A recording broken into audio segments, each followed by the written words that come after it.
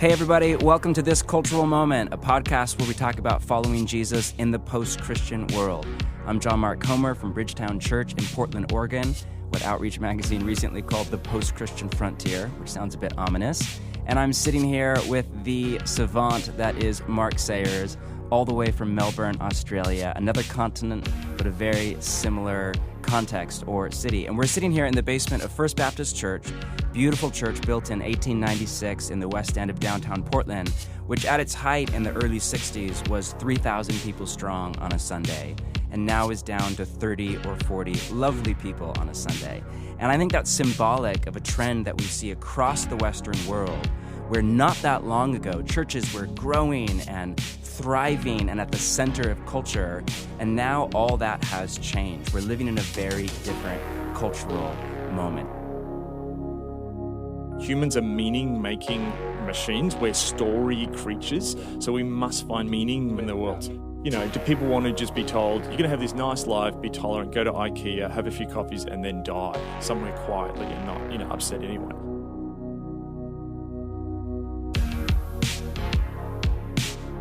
So Mark and I are sitting here in the basement. We're drinking Heart Coffee, which is my favorite coffee in town. We just came from Heart, which is a 2-block walk away. And to begin, funny story. Yes, we were having our coffee outside. It's a beautiful sunny day, and there's a group of 3 girls behind us, and they're chatting. 2 were Danish, obviously visiting the city, and I couldn't hear all the conversation, but there was obviously bumped into a local Portlander. Is that what you call them? Portlander? Yeah, Portlander. Portlander. Yeah. It's the accent, Portlander. And this girl I just heard this little grab of the conversation where she just said to these Danish girls, democracy is literally dying.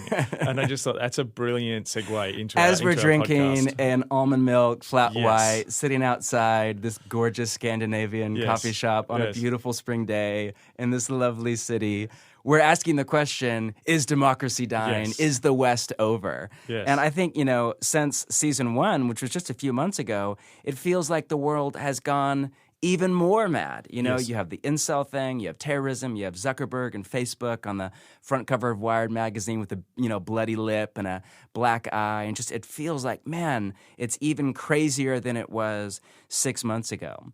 So season 1 was essentially a multi-part conversation around one very simple question: what is post-Christian culture?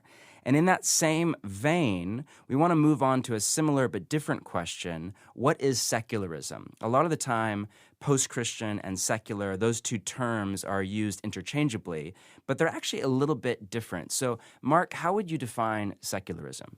I would say secularism is a cultural framework which works against believing, which undermines everything. So it undermines religious faith, it undermines supernatural belief, it undermines the sort of big narratives in the world. And this is new. I mean, the West right now is really one of the first civilizations that's built around doubt rather than belief. Am I right? Yes, yeah. Peter Berger talks about this, who's the religious sociologist, and he says that, Western culture is now set up to make you doubt.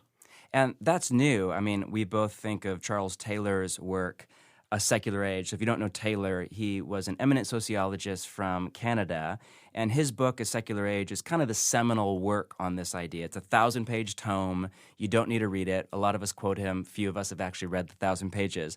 But what is a great helpful read is the philosopher Jamie K.A. Smith, who is a great thinker in his own right, has a little short 150-page book called How Not to Be Secular that is basically a commentary on Charles Taylor's academic tome, A Secular Age. Anyways, Taylor opens his book with the question, how is it that in, say, 1500 AD in the West, it was virtually impossible to not believe in God?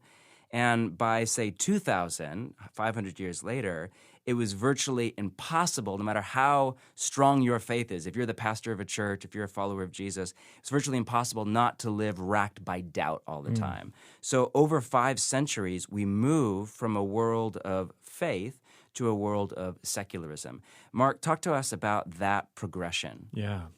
So there's been a number of, candidates or suspects for this murder of faith, if you want to call it. It's a little bit like a murder mystery. Some people point back to the Reformation, others to the Scientific Revolution, others to the Enlightenment, some to industrialization. Wealth. globalization, right? Yes. Immigration, the Yes. introduction of other worldviews. Yes. So all of these things, is it one? Is it all of them? Yes.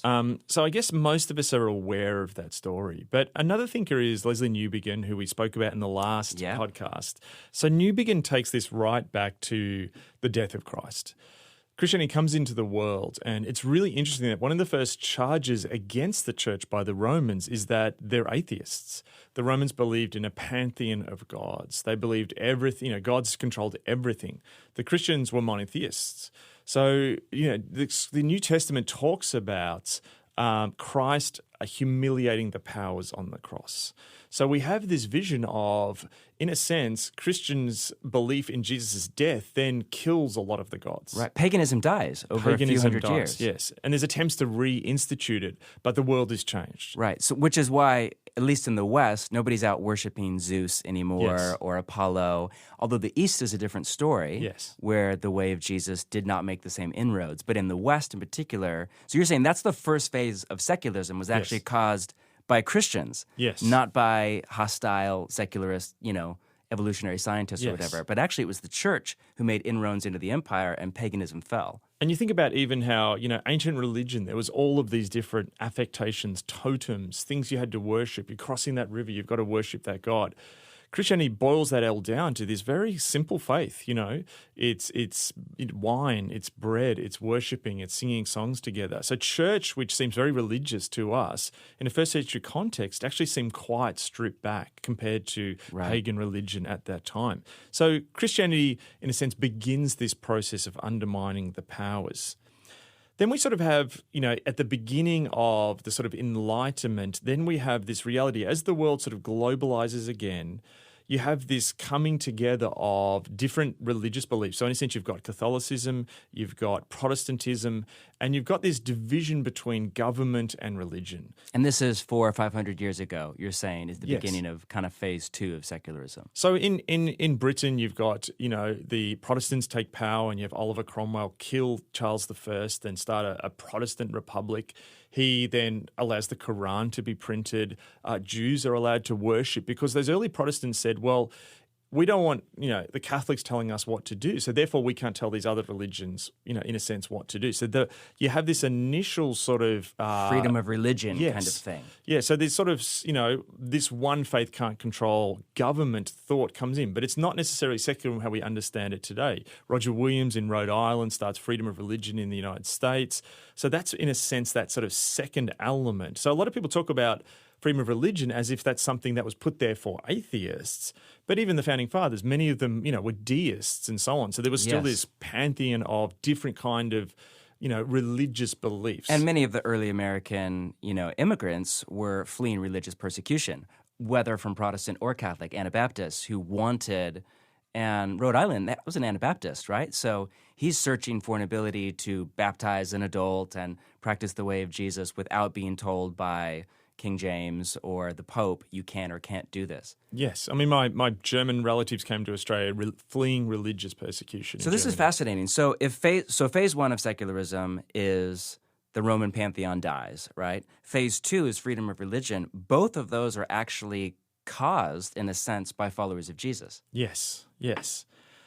So that creates, particularly in the English-speaking world, where you don't have this linking of government and religion, a new kind of possibility. Now, initially, that's still conceived as something which is, secular. So Newbigin defined sort of pluralism or secular pluralism as a kind of culture where no one belief is held above others.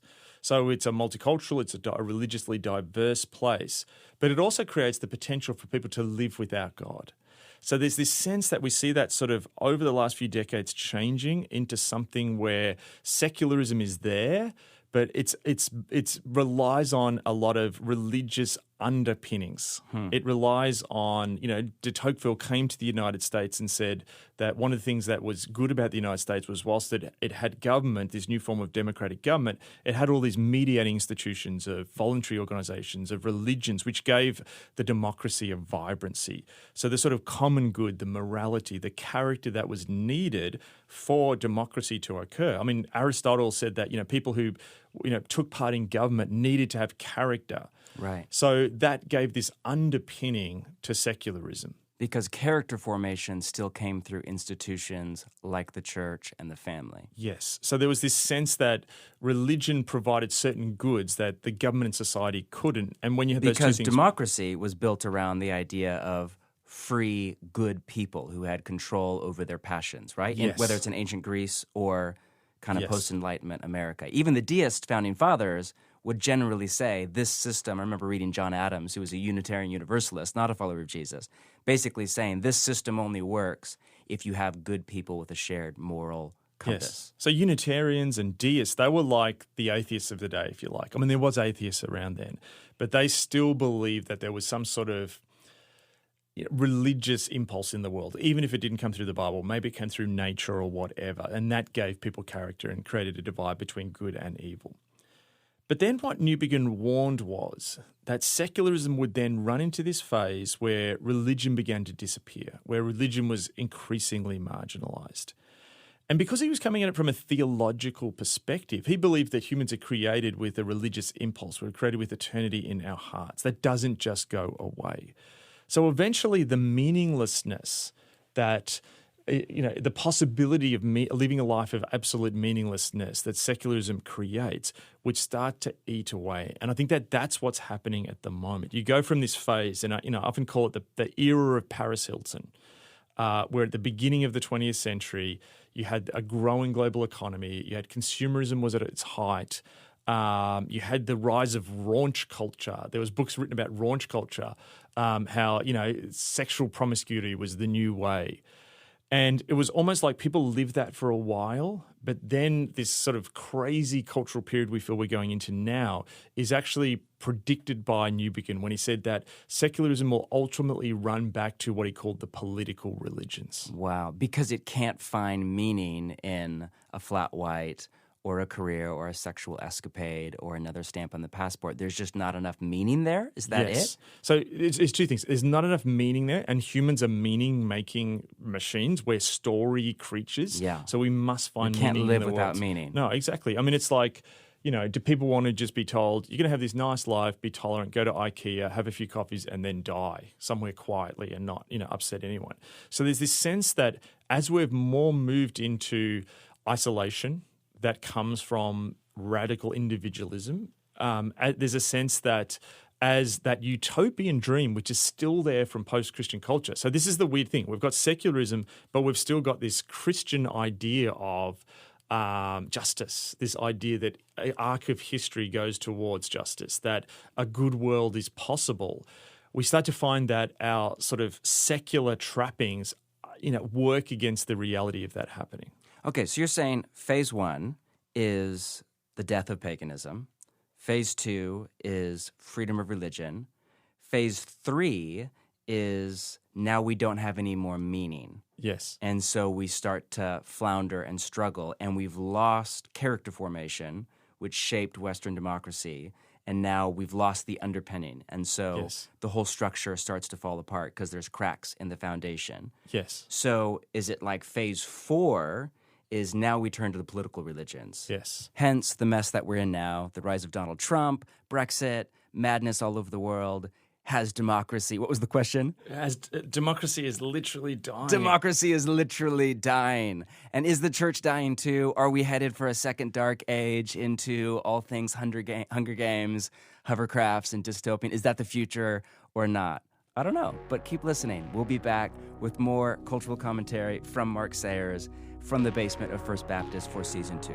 Thanks so much for listening to This Cultural Moment. Hey, we are a brand new podcast. Last season, you were so kind to like us online, write a review on iTunes, share with your family and friends. Would you do that again?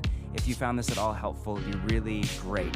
If you wanted to just post something on social media, spread the word, share some love. Thanks for listening.